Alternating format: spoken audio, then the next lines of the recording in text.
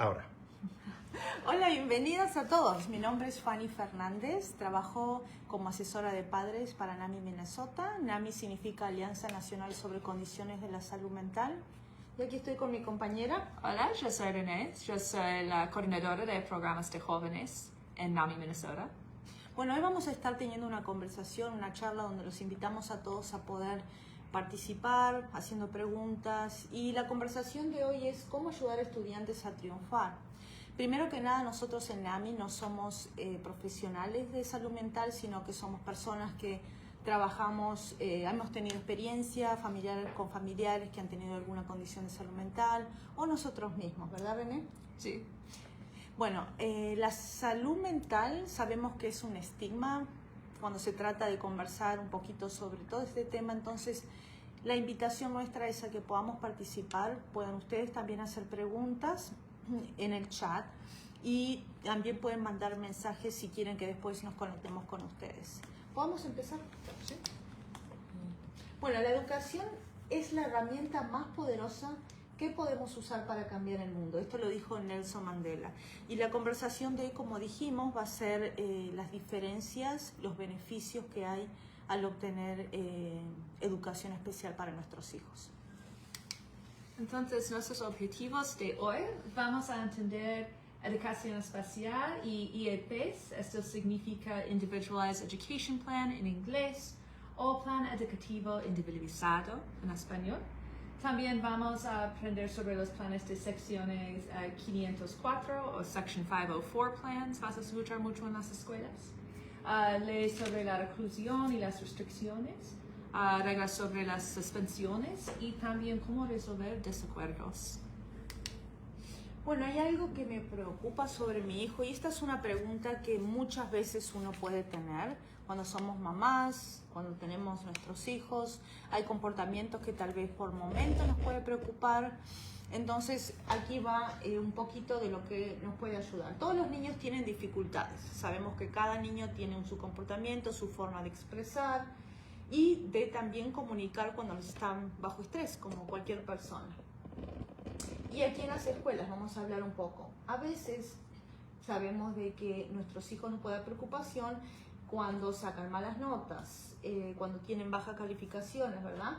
Cuando no tiene éxito, cuando no le está yendo bien en los exámenes, cuando es enviado a la oficina con mucha frecuencia por su comportamiento, cuando es suspendido también. Y estas señales está demostrando que algo está ocurriendo. Entonces, si vemos que hay un patrón de comportamientos que se van repitiendo, que le está afectando la educación del niño, la concentración del niño, la interacción del niño con otras personas, es algo que nos demuestra que hay una señal de, que hay que prestar atención a lo que está pasando. Entonces nosotros como padres siempre recomendamos ir escribiendo. Cuando notan algo lo escriben, ponen la fecha y lo hablan con el profesor y con las maestras de la escuela. Bueno, otras señales que podemos ver son cuando su niño se niega a ir a la escuela, cuando el niño no quiere levantarse, tiene dificultad en tener ese entusiasmo de ir a la escuela o de hacer deportes. También cuando no tiene amigos o no tiene amistades y está muy aislado. Visita a la enfermera de la escuela frecuentemente. Pasa a veces de que el niño dice que tiene dolores de cabeza o dolores de estómago o náuseas. Siempre decimos de que es conveniente ir al médico para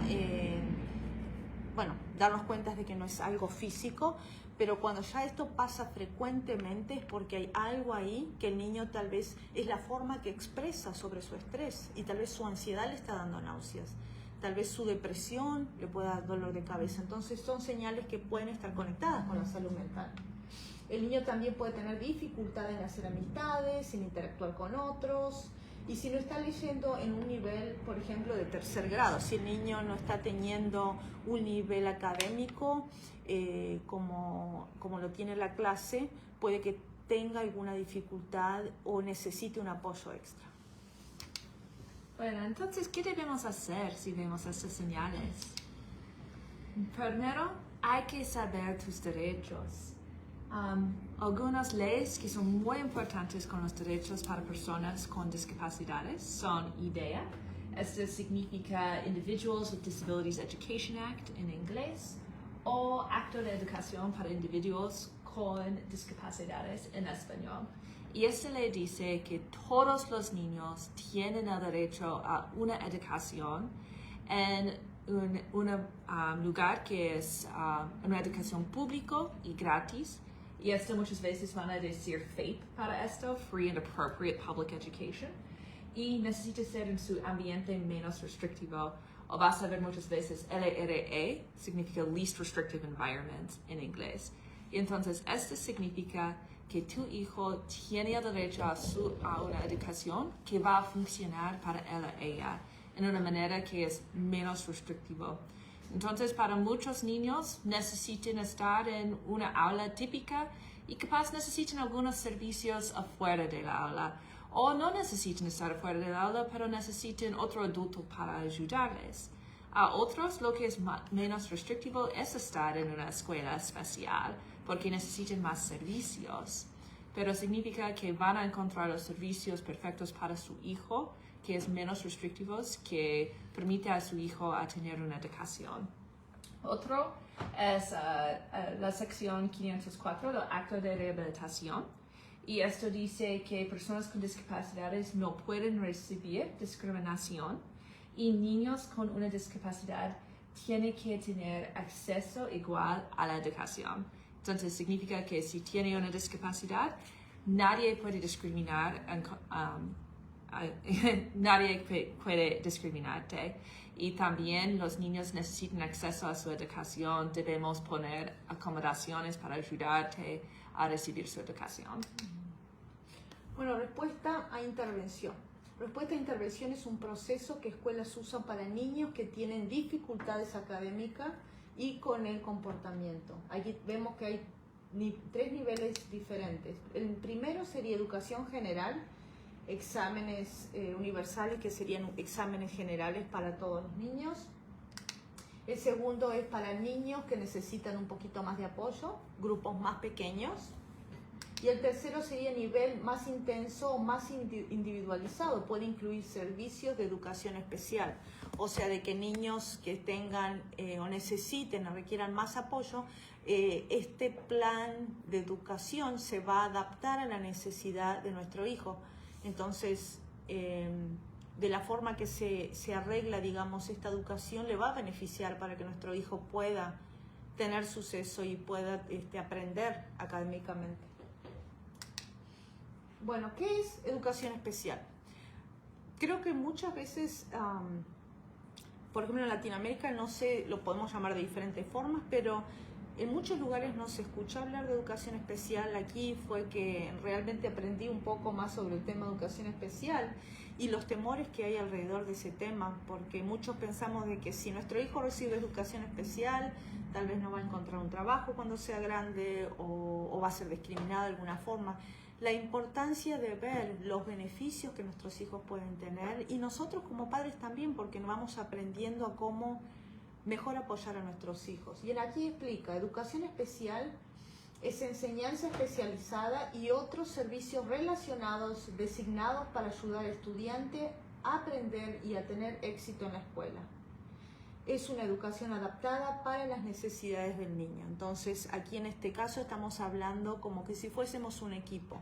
Las maestras, trabajador social de la escuela, los padres, todos estamos aquí para poder encontrar la forma de apoyar al niño y en este caso la educación especial fue diseñada para poder adaptarse a nuestros hijos. Bueno, entonces, ¿quién califica? Estudiantes entre las edades de 0 a 21 que tienen una discapacidad que es en curso. Entonces, esta discapacidad sigue y es bastante significante que impide el aprendizaje. Entonces, todos los niños que necesitan esta ayuda porque tienen una discapacidad que afecta su aprendizaje pueden recibir estos servicios. Entonces, para ver si calificar, un niño tiene que tener una discapacidad. También la discapacidad tiene que afectar el rendimiento educacional del niño. Y también la discapacidad necesita ser parte de una de las 13 categorías de discapacidad de IDEA. Entonces hay 13 tipos de discapacidades que califican para educación especial. Bueno, áreas de discapacidad. Hoy, realmente a mí siempre pienso, me gustaría que algún día le digamos capacidades diferentes. Discapacidades de aprendizaje. También otra cosa que quería mencionar, cuando hablamos de discapacidad, muchas veces pensamos que es solamente físico, pero en este caso aquí estamos hablando de discapacidades de aprendizaje intelectual, trastornos de emociones o del comportamiento, discapacidades físicas, trastornos de autismo, discapacidades de desarrollo y daño cerebral traumático. Bien. Entonces hay 13 categorías de discapacidad para calificar para educación especial. Y estos pueden ser impedimento auditivo, ceguera, impedimento visual, impedimento de habla o lenguaje, discapacidad física, otro impedimento de la salud, también discapacidad intelectual, trastorno emocional o del comportamiento, EBD, y significa Emotional Behavioral Disturbance en inglés. Discapacidad específica del aprendizaje como dislexia, autismo, lesión cerebral traumática, discapacidades múltiples y discapacidad de sordo-ciego. Bueno, para pedir una evaluación de educación especial es importante siempre, como decimos, tener papel y lápiz, ir anotando, ir como percibiendo las dificultades que nuestros hijos van teniendo, no solamente en la escuela, sino en casa. Comunicación, como hemos nombrado, aislamiento, desarrollo, la parte socioemocional de interacción con otras personas. Y esto también es importante, entonces todo ese seguimiento que vamos teniendo desde una temprana edad, cosas que vamos observando, va a ayudar muchísimo a que nuestra información, porque nadie conoce a nuestros hijos mejor que los padres, que nuestra información sea un aporte para las reuniones de educación especial y puede ayudar a dar esa forma, a dar ese apoyo a nuestros hijos mucho mejor. Bueno, hable con el maestro, director de la escuela, consejero de escuela, de su hijo sobre sus preocupaciones y pedir una evaluación. Si ustedes están notando que hay dificultades, es muy importante expresar esto y pedir, uno tiene el derecho de pedir una evaluación para nuestros hijos. Una solicitud para una evaluación puede ser verbal o escrita. Sí, podemos verbalmente preguntarle a las maestras si podrían hacer una evaluación. La recomendación realmente importante creo que sería tomar el paso por escrito. Entonces, si hoy en día todos tenemos acceso a correo electrónico, lo pueden hacer a mano, en papel, pero por correo electrónico es mucho mejor porque queda, digamos, el récord, queda el historial de que uno está pidiendo ese servicio y también los maestros pueden ir a hacer un seguimiento y comunicación a través de correo electrónico. Se recomienda que ponga su solicitud por escrito, fírmela y ponga la fecha de la solicitud y guarde una copia para sí mismo. Empezar a guardar, archivar todo esto desde una temprana edad es muy importante. Bueno, el proceso, la escuela se reúne, como estamos aquí reunidos, a veces puede que sea un poquito intimidante porque cuando uno entra por primera vez a una reunión de educación especial, uno entra y ve una mesa larga con mucha gente que a veces no conocemos a todos, diferentes maestros, diferentes apoyos que en la escuela pueden brindar como trabajadores sociales, la directora, varias personas. Si uno entra por primera vez puede que sí sea intimidante, entonces recomendamos de que pueda uno ir con alguien más. Muchas veces en NAMI, Minnesota o ARC, Pacer, hay muchos lugares que uno puede tratar de pedir un apoyo, que alguien venga con nosotros. A mí me pasó de que sí usé un servicio gratuito de la comunidad donde alguien vino conmigo y aprendí a cómo uno puede ir abogando por uno mismo, porque es muy importante. Y bueno, como decimos aquí en la lista, la escuela notifica al padre, madre o cuidador de su decisión. Después de la reunión, lo que suele pasar cuando uno expresa sus preocupaciones o lo que ha notado sobre el niño, La escuela también va a dar su opinión sobre lo que han observado y con toda esta información se hace, digamos, una evaluación donde al final se va a notificar a los padres si realmente el niño va a necesitar de ese apoyo o necesita otro tipo de apoyo, o fuera de la escuela o en la escuela. Entonces eso se le va a notificar frecuentemente, son 14 días, después, 14 o 15 días después de que uno termina la reunión, y ahí se notifica a los padres para ver si están de acuerdo o no, o si quisieran un cambio o modificación del plan que se está creando. Bueno, entonces el proceso de evaluación, el padre o madre accede a la evaluación por escrito. Después de dar este permiso, la evaluación tiene que ser terminada no más que tarde que 30 días después de la fecha que la escuela recibe el permiso de los padres. Y también la escuela debe evaluar todas las áreas que pueden afectar al niño. Esto puede incluir oído, visión, salud social y emocional, inteligencia general y rendimiento escolar. Y van a usar esta información de su evaluación para hacer su decisión. Y después la escuela programa una reunión para repasar data de la evaluación con los padres y el equipo de la escuela. El grupo lee la data y va a determinar si el niño califica como la definición para un niño con una discapacidad. Y entonces, si no califica, todavía tienes derechos. La escuela debe decirle la razón por escrito, por qué dijeron que no, por qué dijeron que no califica. Y van a explicar por qué su hijo no califica y va a darle información sobre lo que puede hacer si no está de acuerdo. Porque si no está de acuerdo, puede hacer otros pasos para recibir estos servicios. Y también es bueno considerar un plan de 504. Vamos a hablar más sobre esto. Pero muchas veces si una persona no califica para un IEP, no significa que no califica por ningún tipo de apoyos. Y 504 capaz puede ser otra opción. Pero si califica por un IEP, el equipo desarrolla un IEP, va a determinar la colocación de escuela de su hijo. Entonces van a decidir si su hijo debe quedarse en su escuela típico, si debe ir a una escuela especial, si debe hacer parte de su tiempo en una escuela, parte en otra.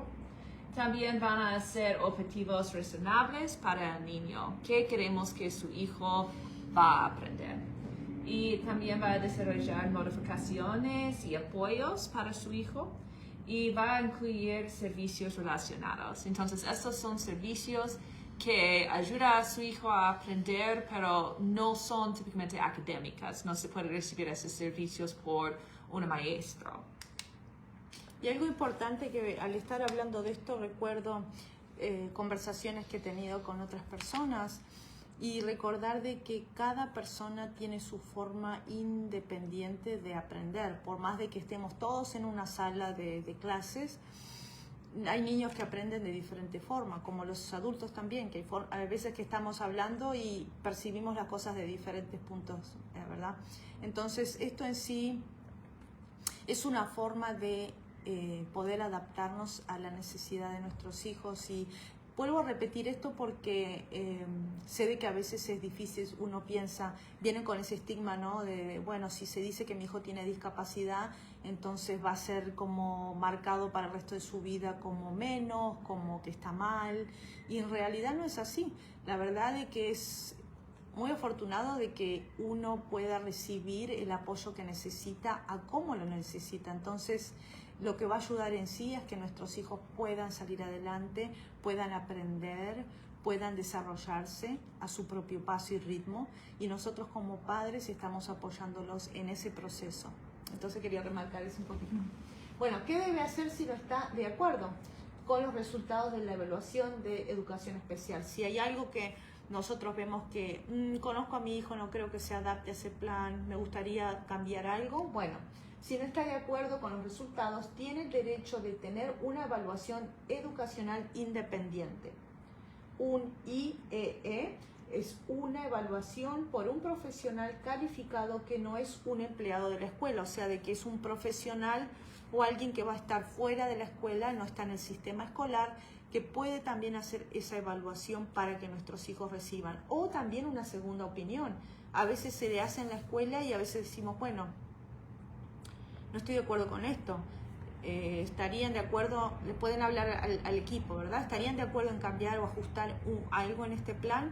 Y si vemos de que todavía no estamos 100% convencidos de que eso le va a ayudar a nuestros hijos, igualmente podemos ir afuera y consultar con otra persona para una segunda opinión y traer esa evaluación a la escuela también para que todos en equipo, recordemos que esto es en equipo, todos en equipo podemos apoyar así a nuestros hijos. Y entonces, si califica, pueden recibir un programa de educación individualizada o IEP. ¿Y qué es un IEP? Esto es un plan que haces con los empleados de la escuela y con otros profesionales. Y es un plan para ayudar a tu hijo a lograr sus metas. Y esto puede incluir metas y objetivos educacionales, modificaciones y acomodaciones o apoyos, cómo van a medir el progreso de las metas, entonces cómo vamos a saber si está rindiendo sus objetivos o no, y servicios que su hijo va a recibir para lograr estas metas. Y entonces para cada servicio el IEP necesita especificar cuándo empieza el servicio y con cuál frecuencia y por cuánto tiempo. Va a ser cada día, cada semana, por 1 hora, por 3 horas. Y dónde se proporciona. Va a estar en la aula típica, en una aula de educación especial o en otra escuela o otro lugar. Sí, lo que dijiste ahora, lo que mencionaste, creo que es importante recalcar de que la educación especial no significa que necesariamente el niño va a salirse de la clase todo el día y estar solo, aislado, no. Lo que hace el plan de educación es que el niño sí participe de su clase y si necesita un apoyo, por ejemplo, en lectura, ahí el niño puede salir 1, 2, 3 veces por semana o tal vez todos los días por un tiempo específico donde va a recibir con otro grupo de niños, pero más pequeños, no tantos niños, son más pequeños, para recibir ese apoyo con la lectura. Este es un ejemplo, puede ser matemáticas, puede ser habla, puede ser muchas cosas. Entonces eso hay que también entenderlo, porque a veces pensamos, no, me van a aislar a mi hijo y va a estar todo el día solo con una maestra y no va a tener cómo interactuar con otros niños. Entonces es importante de que podamos preguntar todo esto, podamos preguntar con cuánta frecuencia y quién va a ser la maestra o profesor de mi hijo para educación especial. Entonces tener esa comunicación es importante con los maestros también. Sí, y esto es el derecho de su hijo por idea, que sí. Siempre en el ambiente menos restrictivo. Por ejemplo, hay niños que les afecta, incluso adultos, la luz, que es muy fuerte. A veces en el salón la luz es muy fuerte y se ven afectados y no se pueden concentrar. Hay niños que tal vez tener tantos niños les puede causar ansiedad, y tener un grupo más pequeño para poder apoyarlo en eso que le está costando le va a ayudar y le va a facilitar poder él desarrollarse mejor en ese tema. Entonces hay que ir viendo los beneficios que uno tiene al recibir estos servicios. Bueno, la participación de los padres es muy importante. El éxito de los estudiantes es más alto cuando los padres son involucrados. Bueno, en realidad, cuanto más involucrados están los padres, observarán más éxito en los estudiantes. Veremos de que, y de vuelta, porque trabajo con familias, a veces se escucha muchas veces de que no está haciendo lo suficiente, no está siendo vago o no está queriendo estudiar, no me salió estudioso. Entonces tenemos que ver de dónde viene, digamos, esa dificultad, y ver cómo nosotros como padres podemos apoyarlos, porque a veces tenemos expectativas, y como nosotros sabemos que, digamos, muchos dicen que se hace el sacrificio de salirse de las culturas y países de uno y venimos a otra cultura diferente, con otro idioma diferente. Entonces, ¿cómo poder apoyar a nuestros hijos en estas transiciones? Muchos niños vienen con los padres de otros países, algunos nacen aquí, pero de todas formas está esa parte cultural, está esa parte también de la expectativa de que uno viene a un país diferente donde tenemos las ganas de salir adelante y progresar. Y a veces les pasamos inconscientemente esa expectativa a nuestros hijos de que queremos que hagan mucho mejor de lo que uno ha tenido o que hagan mucho más de lo que uno ha hecho. Entonces es importante también como padres reflexionar en eso y saber de que a veces el niño necesita esa ayuda y como expectativa a veces tenemos que nosotros ver eso como uno mismo, ¿verdad? Como padres. Ok, vamos a hablar niveles de educación especial. Están los niveles federales, que el nivel 1 sería educación regular. El estudiante recibe servicios de educación especial fuera del aula menos de un 21% de la jornada escolar. Como dijimos hace un ratito, este estudiante va a recibir parte del día o parte de la semana en esa educación especial. Nivel 2, el aula de recurso, resource room. El estudiante recibe servicios de educación especial fuera del aula regular entre un 21% a 60% de la jornada escolar. O sea que ahí vamos a tener un poquito más de tiempo dedicado a este niño. Y el nivel 3 sería un aula separada. El estudiante recibe servicio de educación especial fuera del aula más de un 60% de la jornada escolar. Y ahí estamos hablando del niño que necesita más apoyo durante su día o durante la semana, pero de todas formas el niño va a tener tiempo e interacción con otros estudiantes, no es que va a estar solo, va a estar acompañado de otros estudiantes. Y el cuarto es escuela pública. El estudiante recibe servicio de educación especial en una escuela pública separada más de un 50% de la jornada escolar. O sea, de que hay escuelas que se especializan a brindar estos servicios a niños que están requiriendo más apoyo. En este caso son aulas diseñadas para poder enseñar, para poder interactuar, para poder trabajar también en la interacción socioemocional, porque no es una cosa sola, no es que el niño tiene dificultades tal vez solamente de aprender. Por ahí también puede que el niño esté teniendo dificultades en interactuar, en expresar sus emociones, puede que también tenga una hiperactividad. Entonces todas estas cositas se van juntando y esta escuela lo que hace es poder diseñar estas aulas para niños que están teniendo y precisan más apoyo. Y a su vez ahí tienen otro equipo de profesionales que los van a ayudar.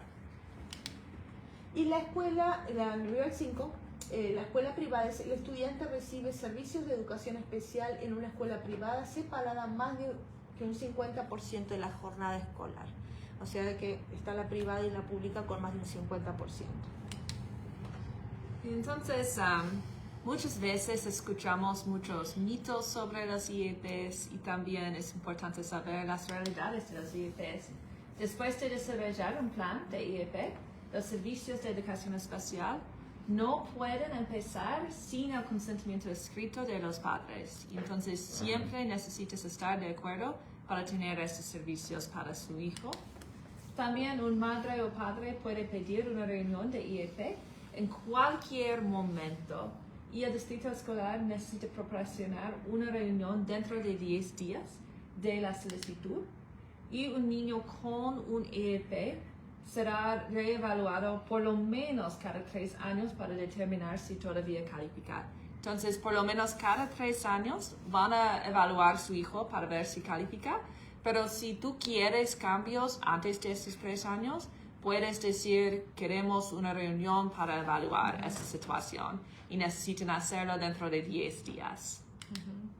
O sea que uno como padres tenemos el derecho de poder, durante esos 3 años que dijiste, de decir, bueno, veo que hay un cambio o veo que hay una necesidad diferente de mi hijo, quiero hacer otra reunión para ver cómo podemos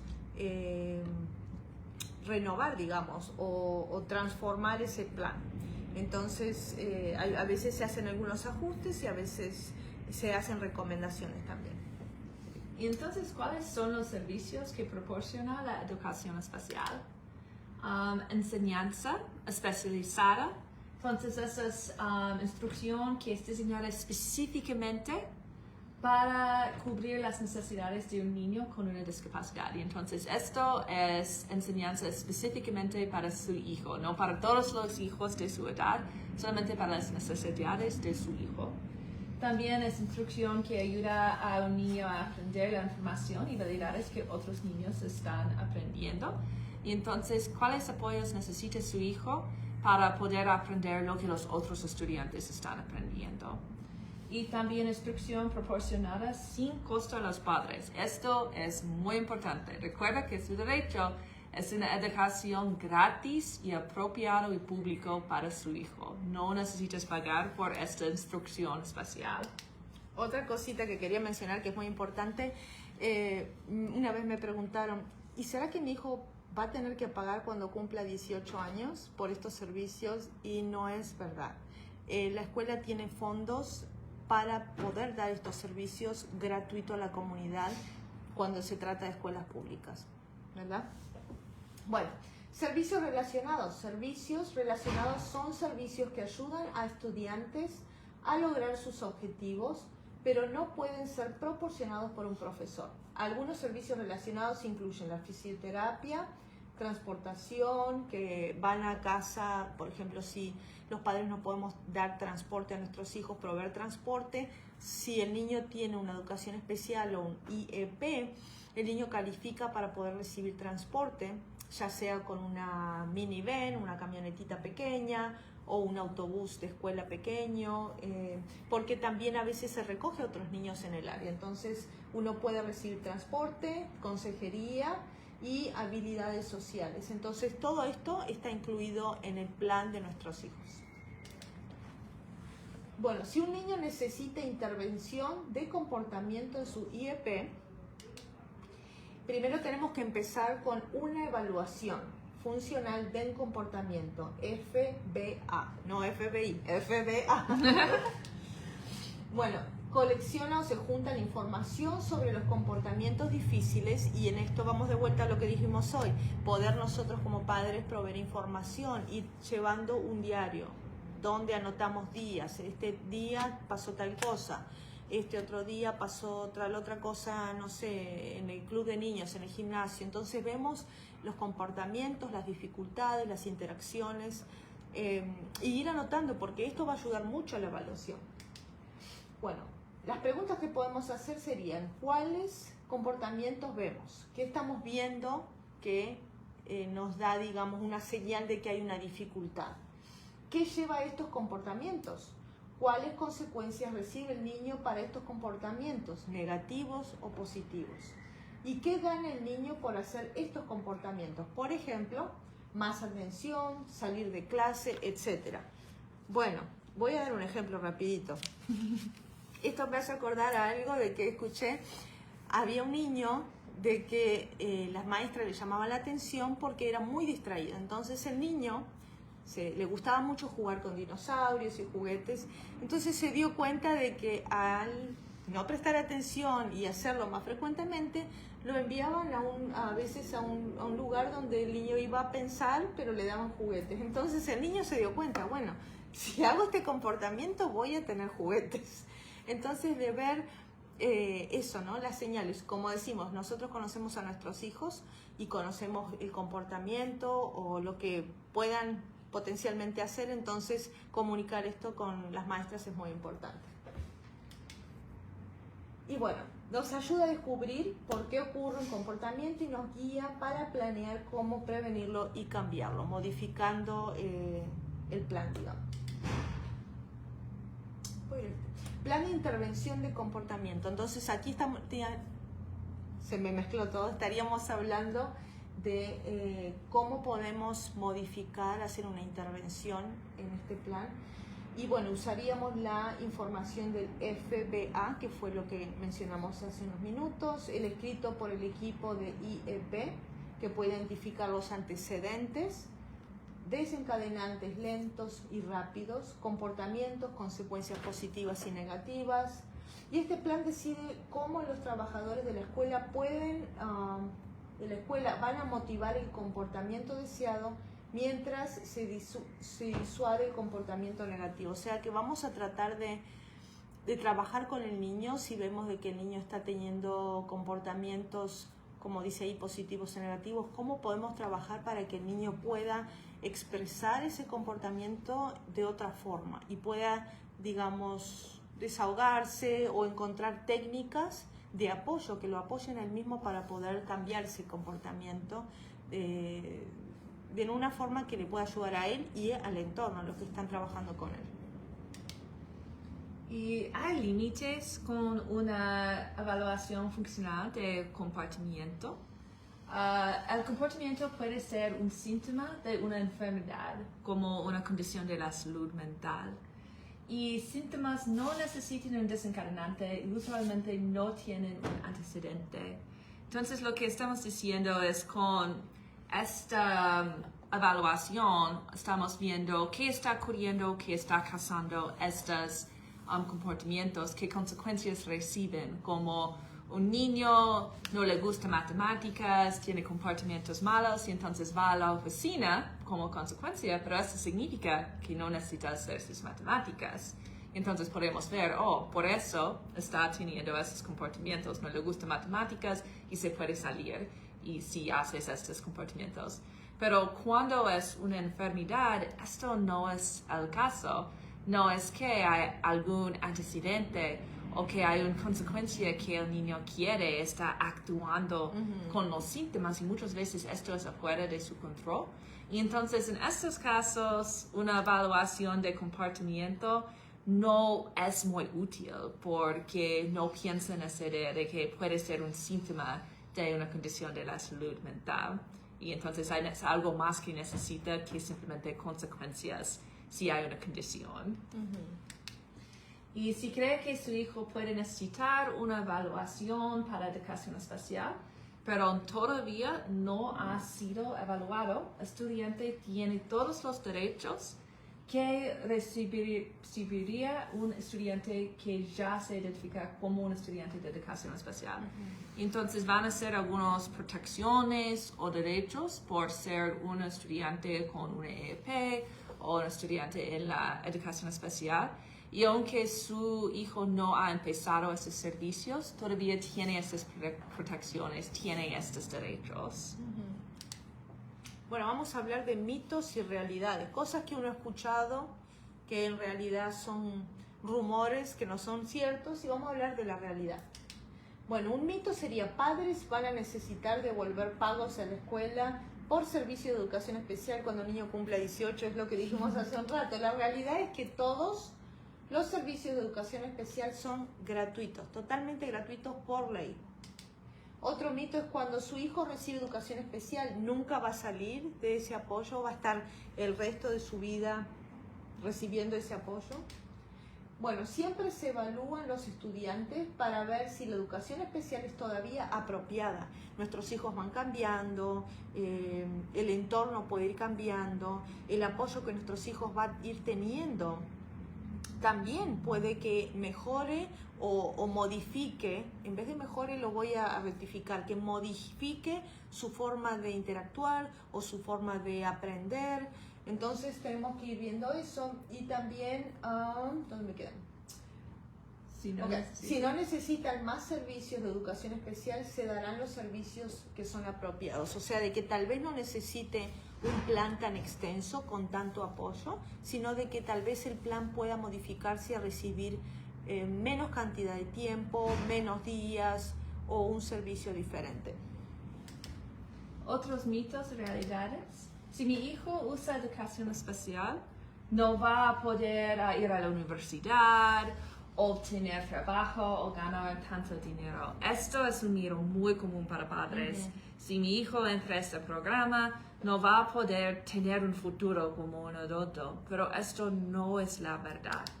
La realidad es que por ley, el Acta de Americanos con Discapacidades, o ADA en inglés, dice que las universidades y lugares de trabajo está prohibido discriminar basado en la discapacidad del individuo.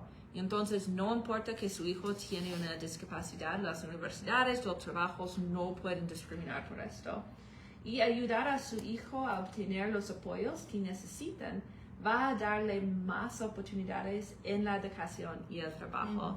La realidad es que educación especial puede dar a su hijo la educación que necesita para que él pueda ir a la universidad o pueda obtener un trabajo. O pueda empezar su negocio, porque hay tantas veces que se ven diferentes situaciones donde los niños sí reciben educación especial y en el área que necesitaban ayuda pasa el tiempo y ellos están, digamos, no necesitan más ese tipo de ayuda, y sin embargo cuando ya tienen su mayoría de edad, el niño tiene interés en tener su propio negocio o ir a unas clases específicas que siempre han querido ir y tienen suceso y les van bien. Y también en la universidad hay forma de que el niño, o en este caso joven, adulto, pueda también tener acceso a flexibilidad, ¿verdad? Sí. Ok, más mitos y realidades. Si mi hijo recibe educación especial, ¿significa que es poco inteligente, perezoso o no es suficientemente bueno? La realidad es que todos necesitan un poco de ayuda a veces, todas las personas, todos necesitamos algo, un poco de apoyo. Si su hijo está en educación especial, significa que está trabajando más en las áreas que son difíciles para él o ella, o sea, de que el niño está teniendo dificultades, por ejemplo, en lectura, bueno, ahora está recibiendo ese apoyo y trabajando más para poder ir mejorando en esa área. Y otro mito es, tener hijos en educación especial significa que no soy buena madre o buen padre y debo estar avergonzado. Absolutamente no. Obtener ayuda para su hijo significa que usted es un buen cuidador, es un buen padre, una buena madre y debe sentirse orgulloso por estar abogando por su hijo. Por momentos, como dijimos, puede ser un poquito intimidante, puede dar un poquito de temor en que uno tenga que decir, no, pienso de que el plan que ustedes me están dando no va a estar o no es adecuado para mi hijo o mi hija. Entonces, ustedes, como decimos, conocen a sus hijos mejores que cualquier otra persona, aunque sean profesionales trabajando en el área. Entonces, ustedes van a poder saber cómo ayudar y trabajar en equipo con esos profesionales, con esos maestros, profesores, para poder dar el mejor apoyo a nuestros hijos. Y estar haciendo esto significa de que uno está teniendo esa preocupación, que uno quiere que su hijo salga adelante, y el estar abogando también le sirve de inspiración a nuestros hijos, porque va a decir, wow, mi mamá o mi papá está haciendo esto por mí, entonces ahí le estamos dando también, digamos, una semillita para que nuestros hijos, al ir creciendo, también aprendan a abogar por sí mismos. Es muy importante. Bueno, vamos a hablar ahora un poquito del Plan 504. Bueno, es un plan que proporciona apoyos y modificaciones para ayudar a estudiantes a tener éxito académico. No proporciona instrucción especializada, no es lo mismo que un IEP, y usualmente tiene menos requisitos que un IEP. O sea que es algo diferente, pero relacionados. Y por eso decimos, si no califica por un IEP, es bueno buscar los planes de 504 porque tienen menos requisitos. Y entonces, muchas veces los planes de 504 dan apoyos. Algunos apoyos comunes son más tiempo para tomar exámenes, opción de tomar exámenes verbalmente, sentarse en el frente de la aula o usar texto con un tamaño más grande. Y entonces con los planes de 504, su hijo no va a recibir educación especial o educación individualizada, va a recibir la misma educación de todos, pero van a tener estos apoyos para ayudarle a tener esta educación. Y entonces, para calificar para un plan de sección 504, la discapacidad debe limitar sustancialmente uno o más de actividades importantes de la vida, como cuidarse, caminar, ver, hablar, respirar, aprender o trabajar. Bueno, aquí vemos las diferencias entre el apoyo y las modificaciones. Por ejemplo, el apoyo no cambia la materia que aprende el estudiante, pero cambia el método de aprendizaje o de evaluar lo que aprendió. Por ejemplo, Un estudiante necesita más tiempo para completar un examen de ortografía, pero todavía necesita poder escribir en el nivel de su grado. Si está en primero, segundo, tercer año, va a estar escribiendo igual que sus compañeros, solo que va a tener, digamos, más tiempo para poder terminar de escribir. Las modificaciones, ¿qué serían? Cambian las expectativas de lo que aprende el estudiante. Por ejemplo, un estudiante tiene la expectativa de poder escribir palabras de 3 letras, mientras sus compañeros escriben palabras de 4 letras. Entonces también lo que se espera como resultado del niño va a también ser diferente, o sea, va a haber una modificación. Sí, y con los planes de 504 típicamente solo hay apoyos, porque no vamos a cambiar lo que es aprende, solamente cómo lo aprende. Y con los planes de IEP va a tener apoyos y modificaciones, porque tiene un aprendizaje individualizado. Bueno, aquí vamos a ver las diferencias, que esto puede ser un poquito, confunde, ¿no?, a las personas de, bueno, hay educación especial.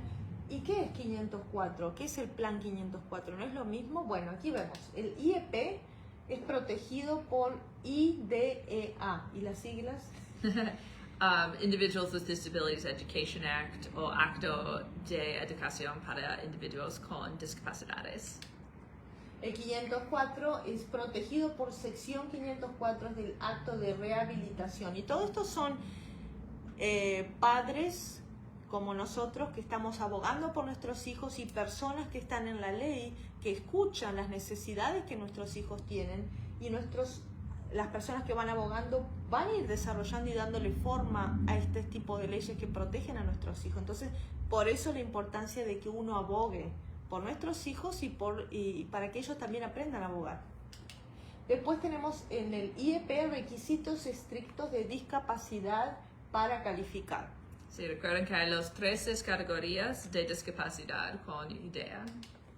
Y también el plan 504 dicen requisitos menos estrictos para calificar. El IEP, en diferencia con el 504, el IEP crea modificaciones y apoyos. Y el plan 504 crea apoyo, raramente crea modificaciones.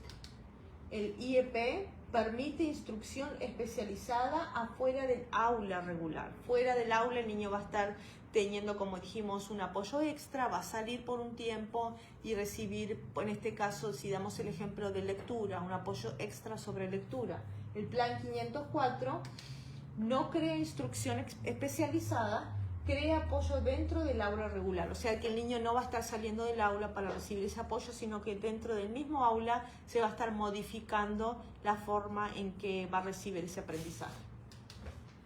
Bueno, pero a veces los mejores apoyos de comportamiento todavía no son suficientes y entonces van a estar consecuencias. Pero hay leyes que debemos saber, acto de despedido justo del alumno, y esto es para todos los estudiantes. Y esto significa que empleados de la escuela pueden suspender un niño con una discapacidad. Tener una discapacidad no significa que no se pueden suspender su hijo. Pero cuando se suspende un niño por más que 5 días seguidos o más de 10 días en un año escolar, el equipo de IEP se reunirá para determinar si el niño necesita otros servicios en una escuela diferente. Entonces, lo que estamos diciendo, si tenemos este plan y todavía están suspendiendo a su hijo tantas veces, significa que este plan no está funcionando. Y entonces, ¿qué debemos hacer? Capaz su hijo necesita una escuela diferente o necesita un plan diferente, porque no deben recibir tantas suspensiones. Y otra cosa que me parece muy importante decir es que esto es en el horario de la escuela. Estos servicios van a estar durante el día cuando nuestros hijos están en la escuela. Entonces, recordando que esto es un equipo, profesores de la escuela, pero es muy importante, como dijimos, buscar eso externo, de afuera de la escuela. Cuando nuestros hijos van a la escuela y salen de la escuela, bueno, actividades, ir a un apoyo, a un consejero, a un psicólogo donde se vea al niño y donde también podamos ir en conjunto a estas reuniones es súper importante. Bueno, reclusión y restricciones. La ley de Minnesota permite que escuelas usen procedimientos restrictivos llamados reclusión y restringir en situaciones de emergencia. Cada distrito de escuela necesita publicar el plan de cómo usarlas. Algo que quiero decir sobre esto también, nosotros sabemos si nuestros hijos quieren o les gusta o no les gusta ser abrazados, tocados. En un caso de emergencia se refiere de que si el niño se está lastimando a sí mismo o puede lastimar a otra persona, entonces en muchas escuelas está el método de reclusión o de restricción, Siempre se le pide permiso a los padres antes de hacer esta restricción. En este caso sería como un abrazo de oso, se le agarra al niño, pero lo que sí quiero mencionar que es muy muy importante es que nosotros como padres sabemos si nuestros hijos, en vez de ayudarle a restringirlo, le va a provocar más crisis o le va a provocar un comportamiento más agresivo o le va a provocar que él mismo tenga más dificultades en poder salirse de esa crisis. Entonces, ustedes como padres tienen el derecho de decir de que si aceptan o si no aceptan esta restricción, y se puede hablar con los maestros, con los directores y explicarles de que hay niños de que no les gustan ser tocados, que hay niños que si son tocados se le provoca más algún tipo de ansiedad o algún tipo de crisis. Entonces, ¿qué métodos o qué herramientas podemos utilizar para sustituir esa restricción? Por ejemplo, la respiración, así de simple, la respiración ayuda muchísimo. Entonces, si hay formas de que nosotros sabemos que ayudan a nuestros hijos, comunicárselo a los maestros y directores para que pueda modificarse esa forma de enfrentar una situación así. Sí, pero si los padres niegan el uso de reclusión y restricciones, otra alternativa es usar la policía. Entonces se dicen que no quiero que agarren a mi hijo, van a necesitar usar la policía. Ahora, algo que quiero mencionar de esto, porque es un tema muy delicado. Sabemos de que hay momentos que hay niños que tienen forma de expresarse a través de un golpe, de una agresividad o tirar objetos. Entonces siempre se ve por la protección, el cuidado y seguridad del niño y de los que están alrededor. Sabemos que es difícil cuando se trata de hablarle a la policía. Muchos casos han sido extremos, entonces siempre que uno tenga, digamos, que recurrir a ese método de llamar a la policía, es muy importante dejar saber que esto es una emergencia. La escuela incluso va a decir, esto es una emergencia de salud mental, mi hijo está teniendo una crisis. Y es importante que si uno llama a la policía, recalque eso 2 veces. Esto es una crisis de salud mental, mi hijo está teniendo una crisis de salud mental. Porque muchos departamentos de policía entrenan a oficiales, y creo que lo vamos a mencionar, ¿o no? Bueno, entrenan a muchos oficiales en cómo encarar, en cómo enfrentar una situación de crisis de salud mental, y muchas veces puede ser que el niño tenga un objeto en la mano. Y si llega un policía que no está entrenado en salud mental y ve que el niño puede estar por lastimarse o lastimar a alguien más, puede ser el resultado que uno no quiere. Entonces es muy importante que nosotros, que abogamos por nuestros hijos, recalquemos que esto es una emergencia de salud mental. Hay otras opciones también. La escuela puede usar fuerza razonable en una emergencia con empleados sin entrenamiento, como si su hijo va a correr en el tráfico. Los maestros pueden hacer algo para impedir esto, aunque capaz no tienen entrenamiento en esto, porque es una emergencia. También la escuela puede llamar a la policía, la escuela puede llamar al equipo de crisis. Cada condado tiene un equipo de crisis. Pueden enviar profesionales de la salud mental que pueden bajar la intensidad, que pueden hablar con su hijo, evaluar lo que deben hacer. Pero frecuentemente padres necesitan firmar un permiso antes.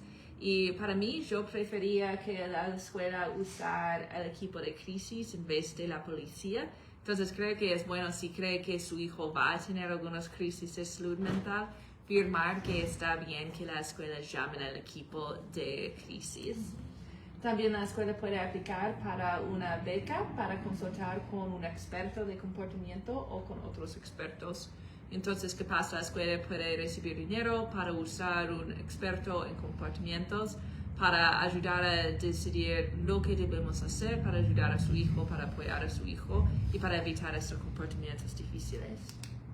Bueno, si hay desacuerdo, siempre hay opciones. No es que sea algo sellado en piedra de que no hay cambio. Sí, nosotros somos los que conocemos a nuestros hijos, nosotros podemos abogar por nuestros hijos y negociar, decir, bueno, esto no estoy de acuerdo o esto a mi hijo le va a causar algún tipo de reacción. Entonces, ¿cómo podemos encontrarnos a mitad de camino, ¿no? Entonces, negociar con los profesores, negociar con la escuela de cómo podemos ir adaptando ese plan para el bienestar de nuestros hijos. Apoyar el aprendizaje de nuestros hijos, de su hijo. Bueno, desarrollar relaciones con el equipo de la escuela, tener esa conexión. Y diría que es muy importante mantener esa conexión a través de correo electrónico. Que quede por escrito lo que expresamos, lo que pedimos, es muy importante. Pedir al equipo cómo puede ayudar. Si necesitamos ayuda o vemos algo que nos preocupa o algún cambio en nuestros hijos, por ejemplo, si estaba haciendo deporte y de repente el niño pierde el interés y empieza a aislarse, expresar esta preocupación o la observación que están haciendo en comportamientos con los profesionales de la escuela para que también estén observando. Porque muchas veces comportamientos son una forma en silencio de pedir ayuda. Entonces, ver estos cambios, hablarlo abiertamente con un profesor o el profesional de salud mental, que a veces hay consejeros en las escuelas, o con la directora también. Falta dos. Comunicar preocupaciones o cambios en los humores, medicamentos y situaciones de su hijo que puede afectar el aprendizaje. Recordar que usted y la escuela son un equipo de éxito para su hijo. Sí, muchas veces puedes sentir como los maestros son los enemigos o somos en lados opuestos, pero la verdad es que todos quieren el éxito de su hijo. Somos en el mismo equipo. Bueno, desarrollar una visión compartida, construir un ambiente y un equipo donde hay confianza mutua, escuchar respetuosamente, hablar y escuchar, reconocer fortalezas y debilidades, compartir el trabajo. Y una vez más decimos, ahí les van a dar el informe, les van a dar la evaluación y el plan que es basado en esa evaluación. Y tener esos historiales es muy importante porque por ahí de aquí a 3-4 años, si ustedes se mudan, el historial se puede pedir de la escuela, pero es importante que ustedes también lo tengan una copia con ustedes. Bueno, recuerden, prioridades. Decir sus expectativas como padres, dar más hechos y menos emoción. En este caso, cuando vamos a una reunión, como están hablando de nuestros hijos, a veces que uno se puede poner como emocional y puede que uno tenga, digamos, una reacción porque esperamos que sea de una forma y es de otra. Entonces es bueno traer a alguien que pueda venir con nosotros y muchas veces si nosotros compartimos y, por ejemplo, le digo, René, ¿podrías ir conmigo a la reunión de IEP de mi hijo? La verdad que me pongo muy emotiva, prefiero de que tú puedas hablar por mí, pero aquí te dejo anotado las cosas que quiero que digas por mí. Entonces, tener ese apoyo para nosotros como padres es muy importante también. Escuchar y tomar notas, hacer preguntas si no entiende lo que han explicado. Siempre, si hay algún tipo de duda, hacer la pregunta ahí y si no, cuando vamos en casa, vemos las notas y podemos enviar un correo electrónico o llamar a la profesora y decirle las preguntas que tenemos. Y algunas otras ideas para ayudar a traer dulces a las reuniones, como galletitas, todos les gusta comida. También vestirse apropiadamente y cómodamente. También decidir prioridades y cómo abogar. Entonces no vas a poder recibir todas las cosas que quieres para su hijo. Entonces, ¿cuáles son las 2 o 3 cosas más importantes? Y abogar por estas cosas. Y también trabajar en colaboración. Como dijimos, somos un equipo. Ellos no son tus enemigos, son un equipo. Y buscar apoyo de otros padres en situaciones similares. Es muy difícil hacer todo de esto solo. Es muy bueno tener apoyo de personas que tienen la misma experiencia y van a tener algunos conocimientos que pueden ayudar. Hay grupos de apoyo, como tenemos grupos de apoyo en NAMI, hay otros grupos de apoyo también para padres que tienen experiencias con hijos con discapacidades, con condiciones de la salud mental, y recibir ese apoyo puede ayudar muchísimo. Sí, y como dijimos, dijiste NAMI, Pacer, ARC, Pacer es muy bueno también, por ejemplo, para ir a las reuniones con uno, a las reuniones de IEP, y si vemos de que a veces decimos, bueno, le estoy diciendo esto a las maestras y no me hace caso, es bueno tener ese apoyo siempre y perspectivas de otras personas, la visión, la forma de ver, para que uno también pueda expandir esa visión de uno y aprender estas formas diferentes de apoyar a nuestros hijos. Bueno, lo que hacemos en NAMI son clases de educación como la que estamos haciendo hoy. Tenemos también libritos, tenemos tarjetitas donde damos números de recursos. También hablamos sobre la prevención del suicidio. Tenemos grupos de apoyo en línea y presenciales también, presentaciones para conciencia pública, defensa legislativa, y los NAMI Walks son las caminatas de NAMI que son en septiembre. Sí. Entonces, bueno, los invitamos a que puedan seguir la página, que puedan hacer preguntas.